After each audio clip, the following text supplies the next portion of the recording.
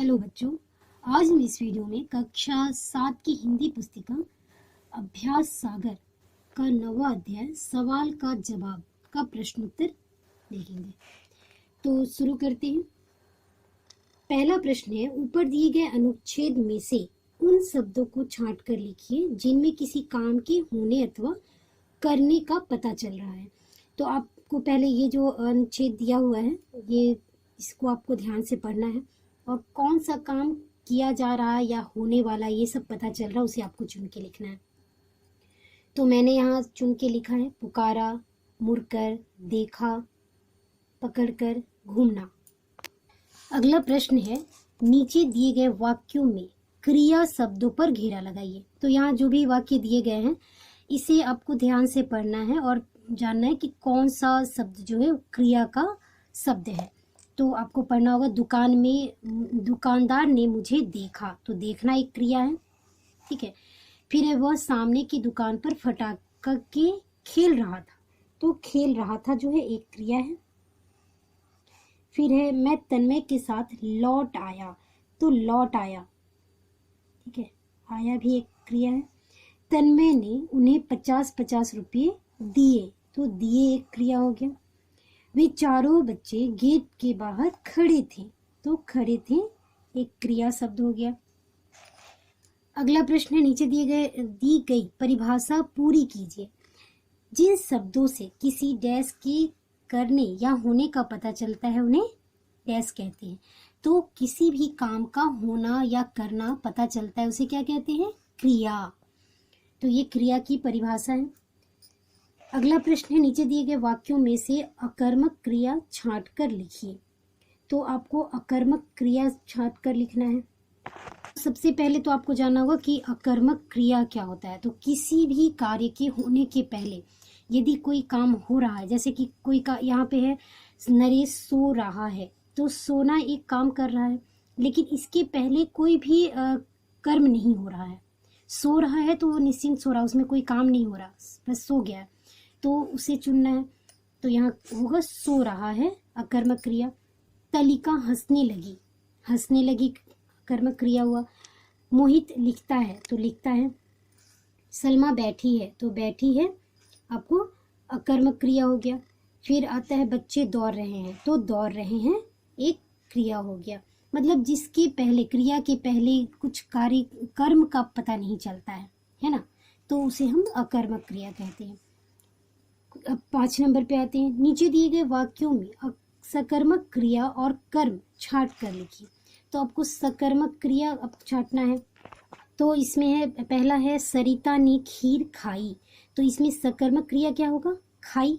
और कर्म क्या हो रहा? तो खीर, खीर का काम हो रहा, खीर जो काम कर रहा, और मतलब सरिता क्या खाई, खाने का काम कर रही है, तो सकर्मक क्रिया हो गया।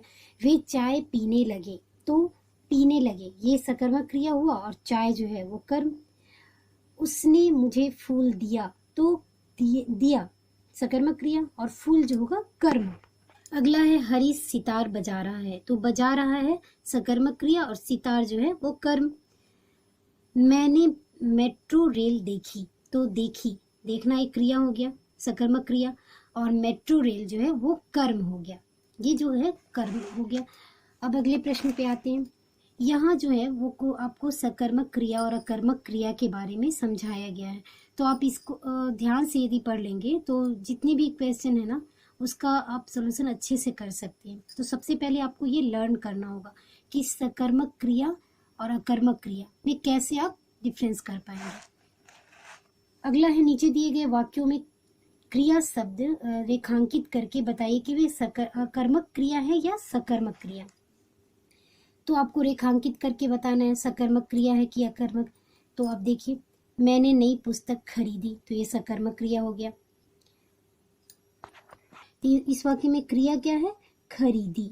तन्मय खेल रहा है, तो खेल रहा है जो है क्रिया हो गया। बच्चे पतंग उड़ा रहे हैं, तो उड़ा रहे हैं थे, क्रिया हो गया। मोना जोर जोर से हंस पड़ी, तो हंस पड़ी, तो हंसना एक क्रिया हो गया। पक्षी उड़ रहे हैं, तो उड़ना एक क्रिया हो गया। राधा ने राजीव को पत्र लिखा, तो लिखना एक क्रिया हो गया। तो यहाँ मैंने क्रिया के बारे में बता दिया कि ये क्रिया है, और यहाँ कौन सा क्रिया है, जैसे यहाँ सकर्मक क्रिया, ख में तन्मय खेल रहा, सकर्मक क्रिया, बच्चे पतंग उड़ा रहे हैं, सकर्मक क्रिया, मोना जोर से हंस पड़ी, अकर्मक क्रिया, पक्षी उड़ रहे हैं, अकर्मक क्रिया, राधा ने संजय को पत्र लिखा, तो ये सकर्मक क्रिया हो जाएगा। अगला प्रश्न है, नीचे दिए गए वाक्यों में से वे शब्द छांट कर लिखिए जिनमें यह पता चलता है कि काम स्वयं न करके किसी दूसरे से करवाया जा रहा है। तो आप वाक्य पढ़ के देखिए कि काम खुद कर रही है, करवा रही है। देखिए, मृणालिनी सविता से बच्चे को सुलवाती है, तो यहाँ सुलवाती है यानी सुला रही है नहीं है, सुलवाती है। इससे पता चलता है कि वो खुद नहीं कर रही है, किसी दूसरे से करवा रही है। तो इस तरह से चुन के लिखना है। प्रकाश सुषमा से बटन लगवाता है, लगवाता है, ये जानने से ही आपको पता चल जा रहा है कि ये दूसरे से किया जा रहा काम। किशोर कुली से सामान उठवाता है, तो उठवाता है। रागिनी ने स्वाति से पंखा चलवाया, चलवाया यहाँ क्रिया हो गया। माँ ने पवन से खाना बनवाया, तो ये बनवाया जो है वो क्रिया हो गया। अगला प्रश्न है, कोष्टक में दी गई क्रियाओं के सही रूपों से वाक्यों को पूरा करना है। तो आपको यहाँ फिल इन द ब्लैंक्स दिया गया है, इसे पूरा करना है। चिड़ियाघर के जानवर डैश लगे, चीख है, तो यहाँ वाक्य को सही रूप में लिखना है, तो चीखने लगे। माली ने बगीचे में पौधे लग तो नहीं होगा, लगाए। रेखा डॉक्टर के पास जाएगी। हलवाई ने स्वादिष्ट मिठाई बनाई। गाड़ी को तेज नहीं चलाना चाहिए। मैंने सड़क पर गिरे हुए आदमी को उठाया। तो यहाँ सारे जो है क्रिया दिए गए हैं, उठ, चल, बन, जा, लग, चीख। अब इसे आपको सही रूप में वाक्य के अनुसार लिखना है। अगला प्रश्न है, कोष्टक में दिए गए शब्दों के सामने समान अर्थ वाले शब्दों के से नीचे दिए गए वाक्य को पूरा कीजिए।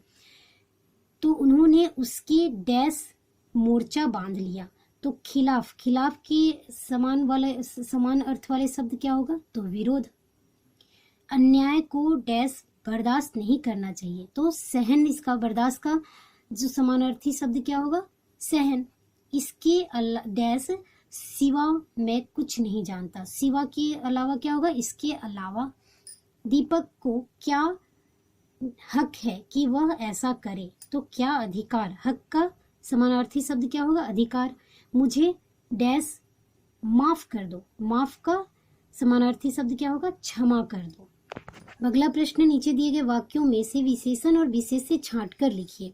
तो इन सब वाक्यों को ध्यान से पढ़ना है आपको, और इसमें विशेषण और विशेष्य क्या विशेषण है और किसके बारे में ये विशेषता बताई जा रही है, इन दोनों को लिखना है। गरीब बच्चे रो रहे थे, तो गरीब विशेषण है और बच्चे जो है विशेष्य।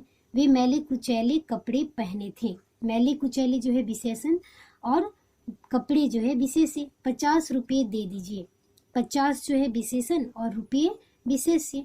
बनिया बड़ा चालाक है, चालाक जो है वो विशेषण हो गया और बनिया जो है उसकी विशेष्य हो गया। यह झूठ, तो इस वाक्य में आपको झूठा जो है विशेषण हो गया, दुकानदार विशेष्य। अब अगले प्रश्न पे आते हैं। नीचे दिए गए शब्द समूहों में से उस शब्द पर घेरा लगाइए जो बाकी शब्दों से भिन्न है। साथ ही यह भी बताइए कि वह शब्द बाकी शब्दों से किस प्रकार भिन्न है। तो आप देख सकते हैं पहले में है सच्चाई, साहस, दुखी, विवशता। तो ये जितने भी हैं, दुखी जो है विशेषण है और बाकी जो है एक भाव बता रहा है। सच्चाई भाव, साहस भी भाव है, विवशता भी एक भाववाचक संज्ञा है। उसी तरह ख में आते हैं मैं, मैंने, उनके, मुझे। तो ये सारे जो है सर्वनाम शब्द है, लेकिन उनके जो है शब्द अन्य पुरुषवाचक सर्वनाम है, बाकी जो है उत्तम पुरुष में उपयोग होता है। अगले पे आते हैं बच्चे, फटाके, दुकान, तन्मय। तन्मय एक नाम है जो कि व्यक्तिवाचक संज्ञा। तो इस वाक्य में तन्मय जो है व्यक्तिवाचक संज्ञा है और बाकी जो है जातिवाचक संज्ञा है। इसमें है गुस्सा जो है वो भाववाचक संज्ञा है और बाकी जो है आपको विशेषण है। ठीक है, अब अगले प्रश्न पे आते हैं। कोष्टक में दिए गए सर्वनाम शब्दों में से सही शब्द चुनकर रिक्त स्थानों को भरना है। तो मुझे अपनी भूल पर मुझे ज्ञात हो गई, तुम अपना काम करो, मैं अपने घर जा रहा हूँ, आज मैं तुम्हारे घर आऊंगी, जो करेगा सो भरेगा। तो इसमें से चुन चुन के दिखना है, तो ये सारे मैंने चुन लिया। ठीक है, तो इस तरह से इस पाठ के सारे प्रश्न उत्तर समाप्त होते हैं। अगर आपको ये वीडियो अच्छा लगा तो लाइक करें, शेयर करें, मेरे चैनल को सब्सक्राइब करना बिल्कुल ना भूलें। धन्यवाद।